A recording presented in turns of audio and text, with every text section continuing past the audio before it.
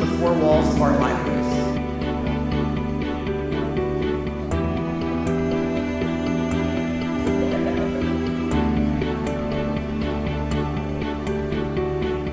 There's somebody out there who's not.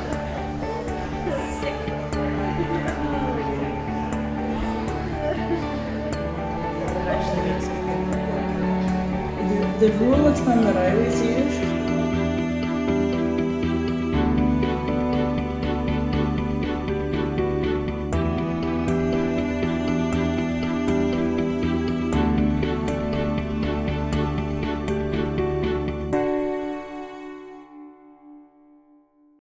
Well, thank you everyone and good afternoon. As was mentioned, my name is Diana Davidson and I'm the Director of the Public Library Service Branch with Municipal Affairs with the Province of Alberta. And we're very pleased to be here this afternoon on Treaty 6 territory and in the homeland of the Métis Nation. We also were in Treaty 6 territory this morning as we came from Edmonton. Thank you for welcoming us and inviting us to be here today to talk about accessibility in public libraries. I hope that most of you know that the Public Library Service Branch does provide some services and resources for your library patrons so that people who read differently, people with print disabilities, people who have different reading needs can still access resources and materials. Those two services that we support are called NELS, National Network for Equitable Library Service, and CELA, the Centre for Equitable Library Access. So through these two Canadian services, we are able to provide large print material, CDs, audiobooks, accessible ebooks, Braille, and there was a great project that I know some of your libraries were involved with NELS a few years ago to offer children's Braille picture books, as well as ebooks that are accessible and can be adjusted and used in many devices. So Public Library Service Branch for a long time, in fact for about a decade, has supported these resources, and we have tried to ensure that all libraries in Alberta are able to serve patrons who need to read differently and who have diverse reading needs. We realized during COVID, when we were communicating really quickly and really frequently, that not all of our communications were accessible, and that is a problem. So we decided to make this a focus of some of our work going forward. And last September, we were so very lucky to be able to hire Camelia Campbell, who is an accessibility expert, and she is going to talk to you today about her journey in accessibility. And she's going to be your living library for the next 20 or so minutes. So please help me welcome Camelia.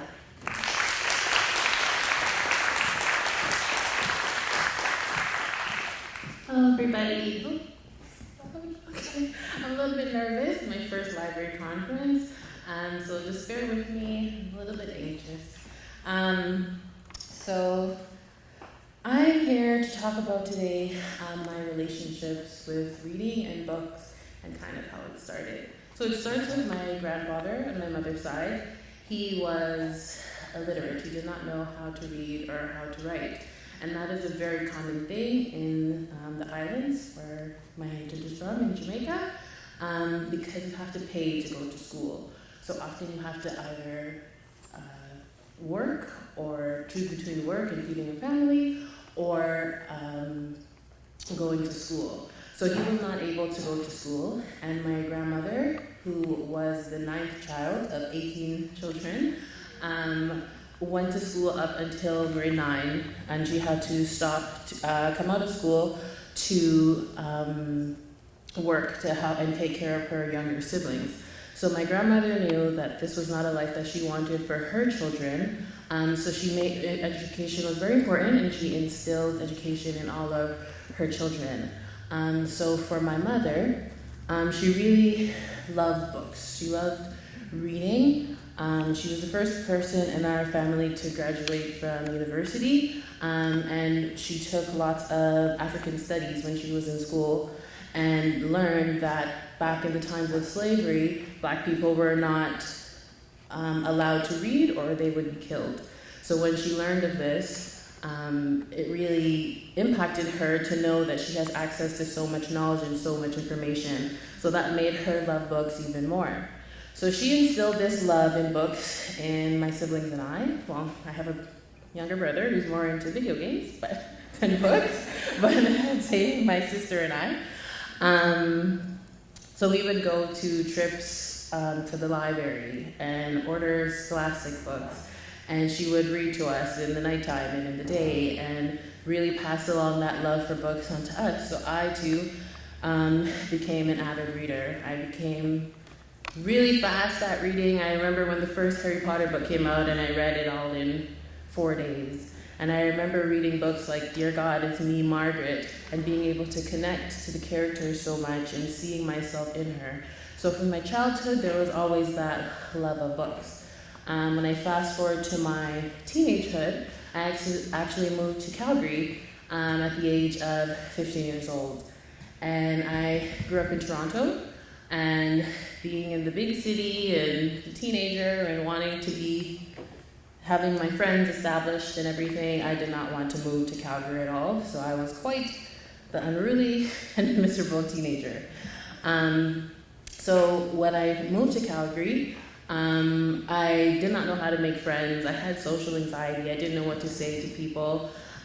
So when I went to school, my high school, Leslie Pearson, it was actually attached to a library, the Village Square Leisure Center. So there's a library in there as well.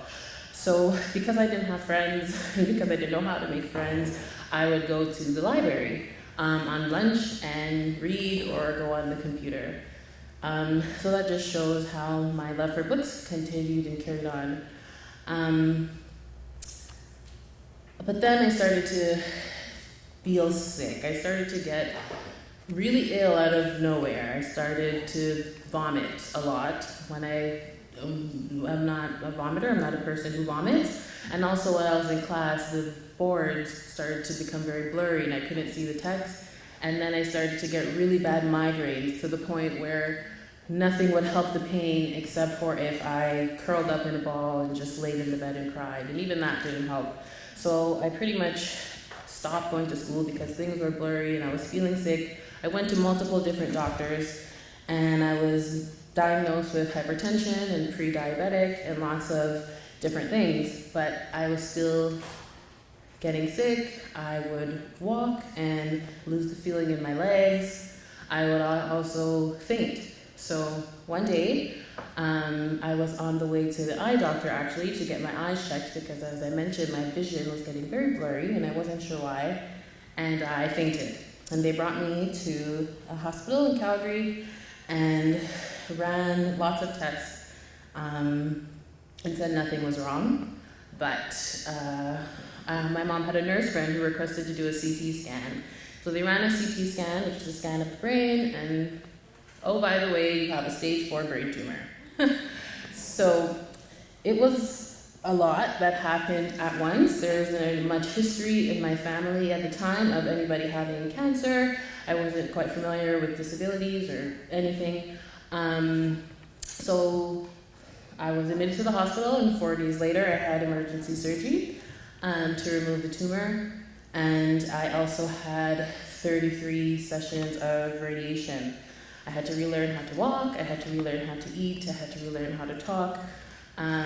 So I was in and out of the hospital within 3 months from when I was told that I had cancer. So everything happened really, really fast. And for those 6 months prior, when I was experiencing all of those symptoms, the brain tumor, was pushing against my optic nerves. So this caused irreversible damage to the nerves, which caused me to lose 80% of my sight.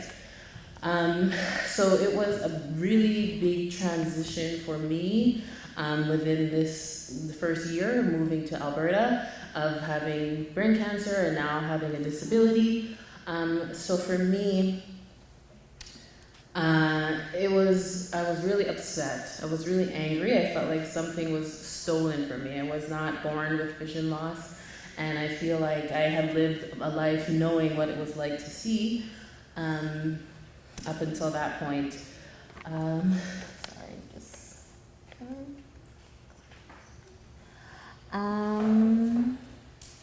Oh yes, so up until that point. So my interest for books, the spark kind of died. It wasn't the same. I would look at the book and be able to see the letters, but they all looked like the little dots, and I was not able to identify the words. So I was really frustrated that I was no longer able to read. So my love for reading just kind of died, and I was anti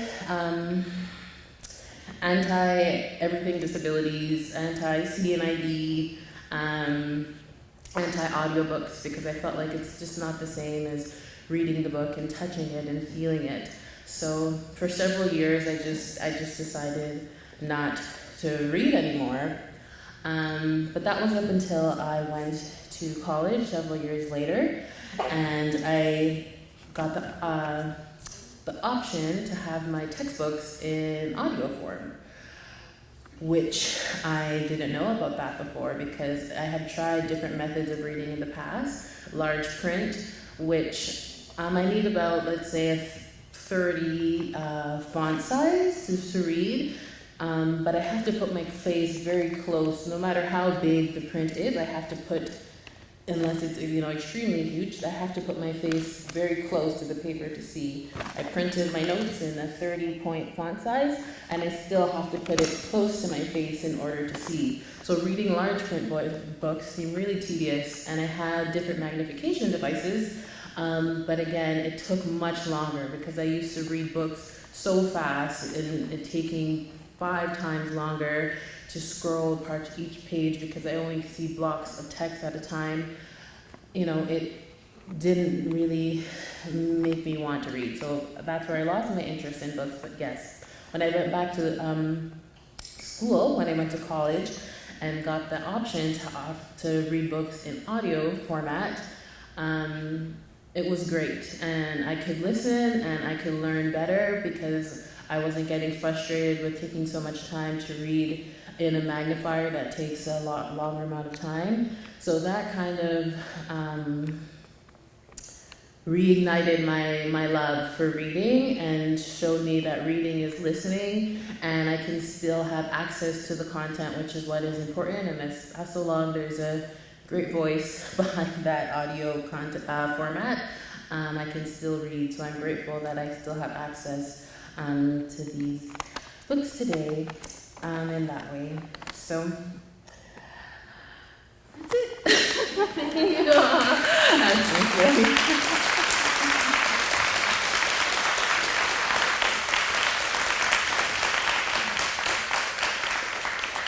so so now we are going to move to the question period. So does anybody have a question?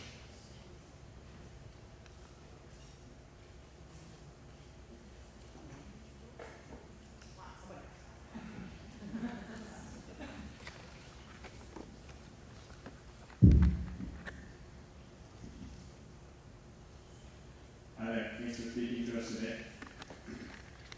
In the past, I'd say 5 years, it seems as though NELS removed a few barriers for means testing for people to qualify for their services. Do you see this as a positive thing that perhaps will extend to other accessibility collections? Diana? This is a good question for Diana.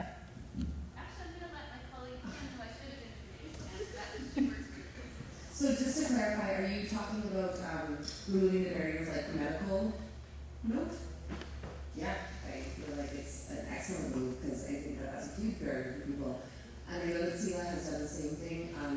However, Bookshare, which SELA subscribes to, still requires a medical note, and they're American, and that's why. Right? Why? I don't even have that Bookshare. Not all.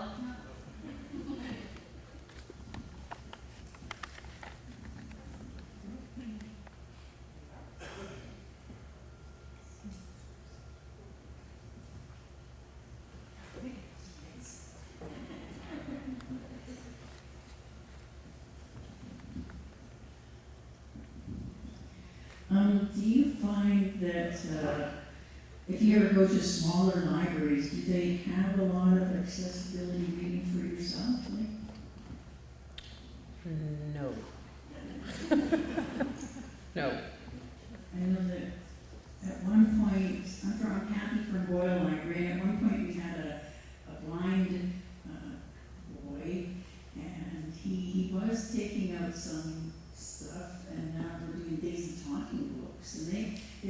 don't have somebody in my library region, but they do go up quite a bit.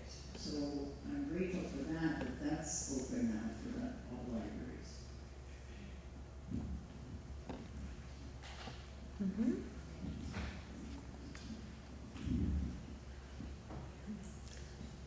Sorry, I don't know if I missed what the question was. Oh, okay. Oh my God, I walked the whole way over there. This is the free Northern Lights library system workout, by the way. Get them to the stage. We don't charge anything extra for that. So if there, if you could wave a magic wand and put something in all of our little libraries in rural Alberta that would help those with disabilities. If it's one little thing, what would you do? What would be the thing that we could do tomorrow that would really assist those with accessibility issues?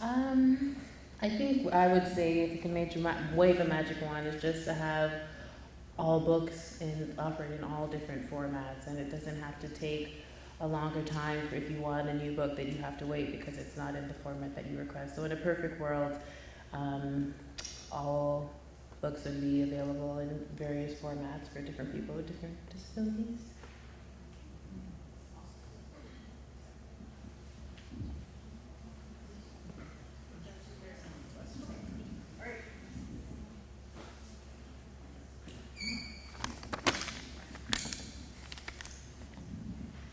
I was just wondering what it was like to read your textbooks or listen to your textbooks. Is that perhaps more difficult than being able to read it and say underline things?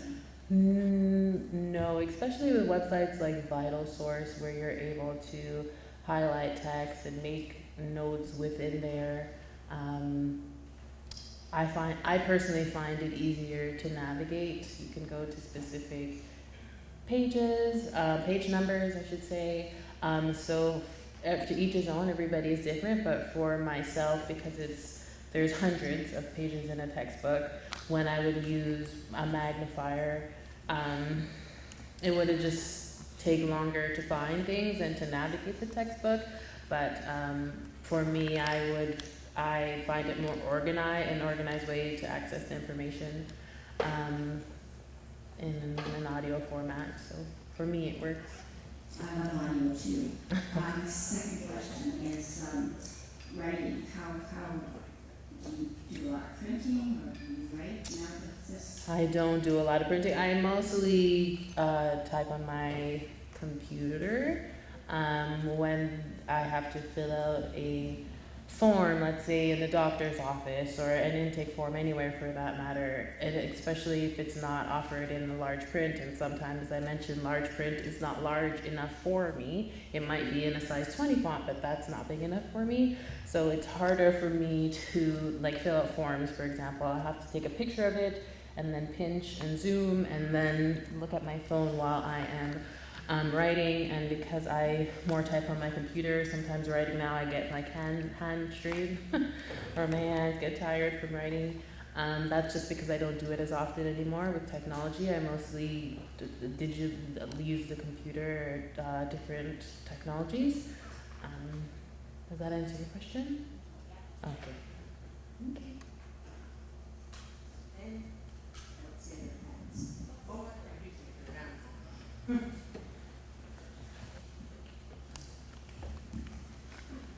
So hi there, my name is Nadine, and I work with Athabasca University in the Accessibility Services department, mostly doing exams. But I'm just curious if assistive technology is something that I guess is helpful for community members in libraries. If that's, I guess, I'm kind of new to both my job and being involved with the library. But if it's something that's offered, or something that's needed in communities.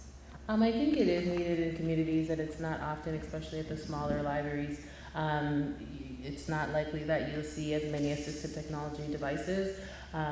Like a CCTV, for example, would be good to have in a library. So when patrons come in and they would like to read, if they have a print disability, they can still access the information by using the desktop CCTV. So I don't think that there's enough type of assistive technology, or having a computer that has a screen reader software on it just in case somebody needs that if they would like to use a computer. Because if you go to a library and you have a print disability and you want to use a computer but you know can't see the screen, then that's not really useful for you. So I think if libraries could get more assistive technology, that would every library, in a perfect world, if every library could have different types of assistive technology softwares on at least one computer, or or magnifiers, headphones for people with hearing impairments, or who use speech to text, or whatever reason people might use headphones. I think that those would be helpful within libraries.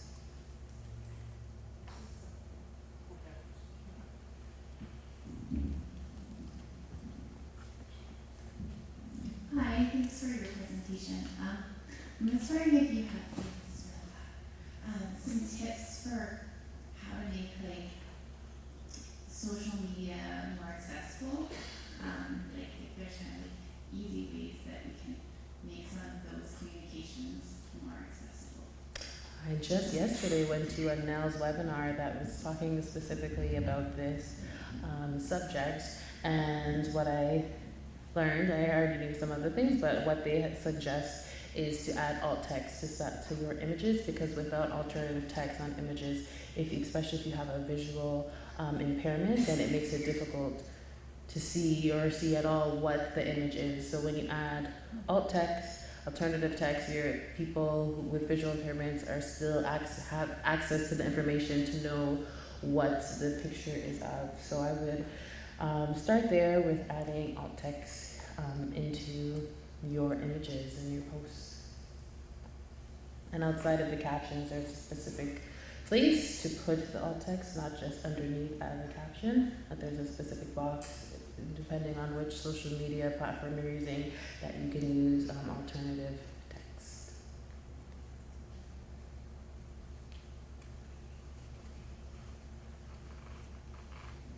Thank you very much.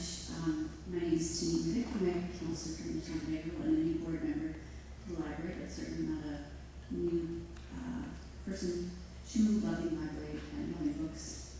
You did a great job of explaining some of the issues that many of us are looking for in our communities, which is truly being inclusive. I'd like maybe for you to identify what else do you find as a quick fix that we can all do to make sure that we're intentionally including people like you, that we not present with something that we need to consider in our accessibility. Because you've done a great job of making sure that we think more intentionally about being accessible in our libraries.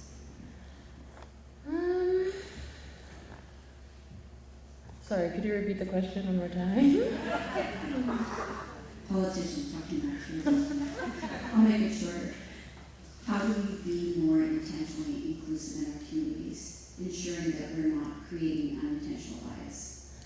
I think just by checking our biases and the way we interact, and the assumptions that we make when we see people, assuming their abilities, just to kind of check our biases at the door. For example, this hasn't happened to me, but if I was to, I've gone other places, not specifically the libraries, and asked for help seeing a sign, and someone points to the sign, or then asks me, why are you asking for help if you can see it? And then I have to go into this big spiel about, I actually can't see it. It looks like I can because you see my eyes moving, but in reality the print is too small, or I'm too far away. So instead of, I would just approach people never asking why questions, and if people ask for help or assistance, to have an open mind and not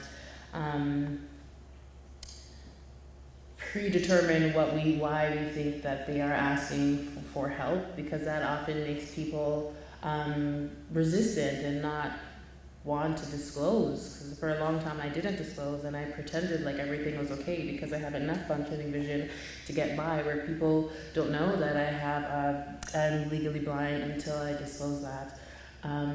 So I would just first and foremost say to check your bias and just think about how you are wording questions, I guess. Great, thank you very much.